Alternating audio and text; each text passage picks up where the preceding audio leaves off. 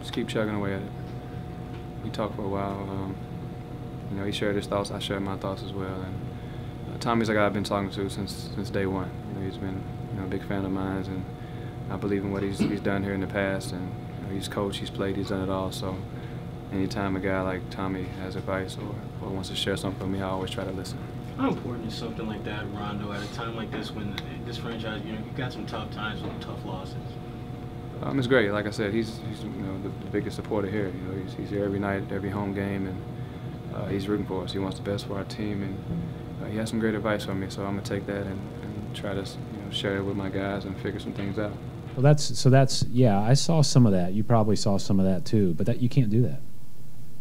I mean, all of us can't do that. I mean, that has to be something where you have the toughness to say, hey, something goes wrong, I'm going to make the next one right. And you focus on doing what you need to do to make the next play right on both offense and defense.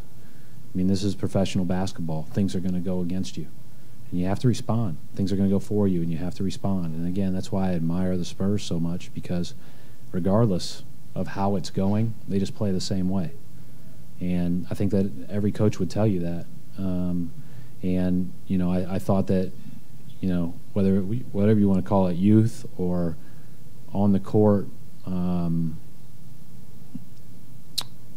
know, your look, whatever you want to call it, they have it. We didn't.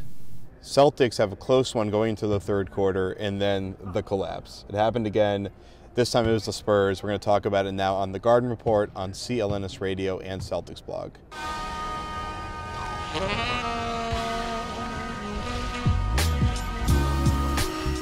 I'm Jared Weiss. With me, Julian Edlow. We're both from CLNS Radio, and we're both going to break this one down.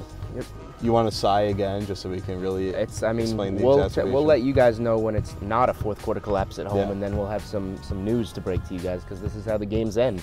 Which should be at the intro of the show. We should break it as not a fourth quarter collapse. Yeah.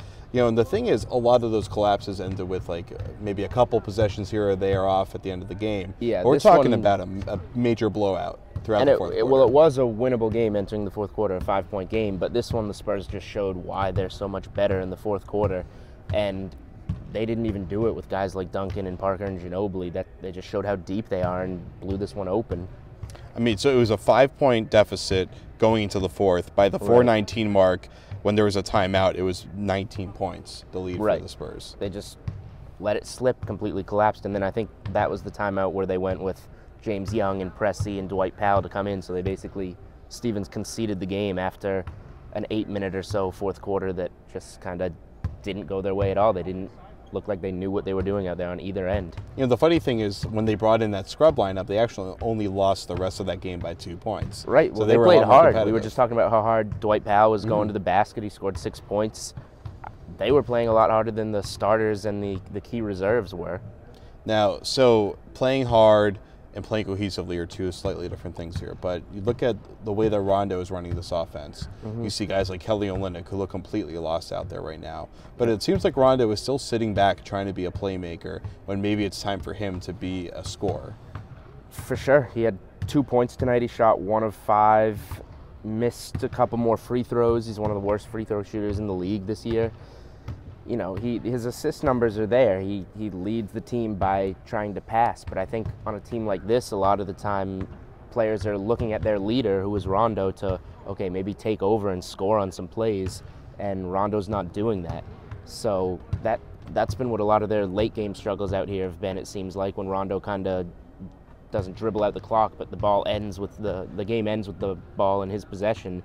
This team's looking for him to do things that he's not doing, I think. And we saw Tommy Heinsohn and Rondo having a tete-a-tete for probably at least 15 minutes in the locker room after the game. Yeah. And Rondo said that Tommy was giving him advice about pushing the pace and being a leader and keeping your chin up and all that kind of stuff.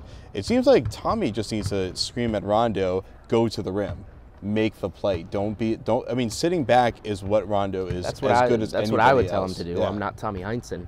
But you can be. I mean, you are Tommy Heinsohn on the show. You kind of are the old yelling guy. The Tommy Heinsohn of the Garden Report. Exactly. The old yelling guy. Ouch.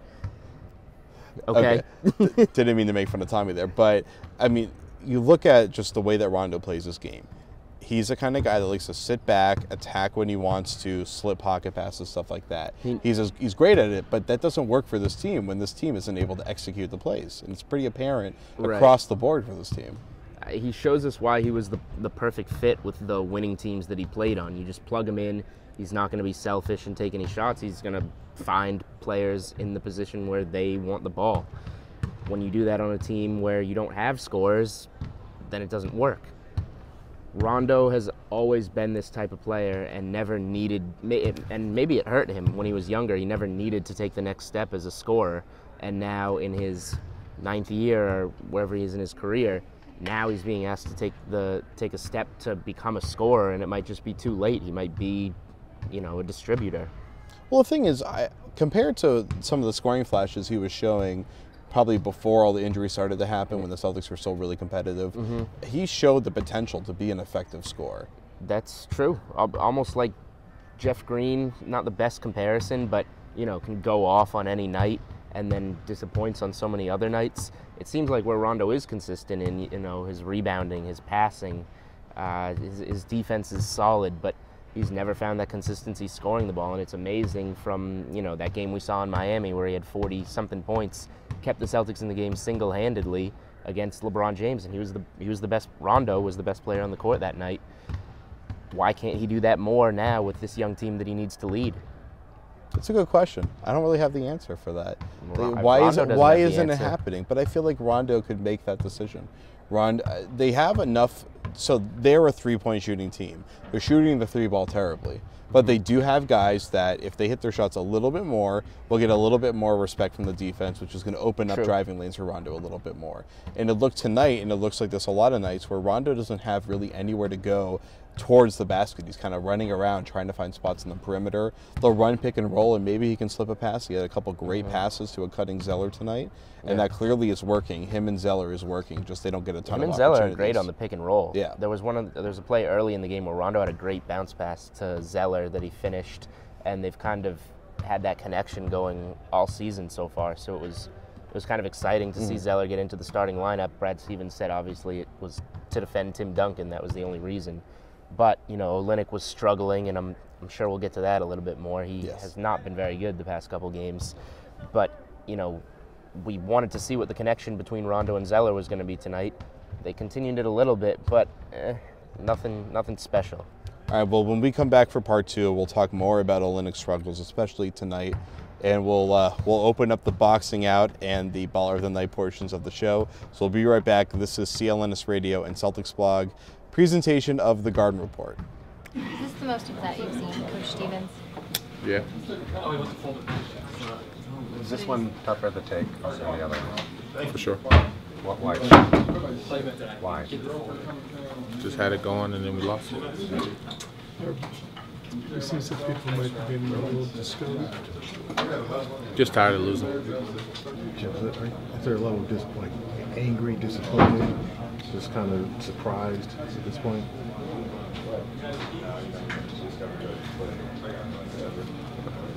I mean, we're losing. It's frustrating. So we just got to figure out a way. What was the emotions from Coach Stevens? He's frustrated, but if you're not frustrated at this point, you don't need to be here. We need to turn this around. We need to start winning games.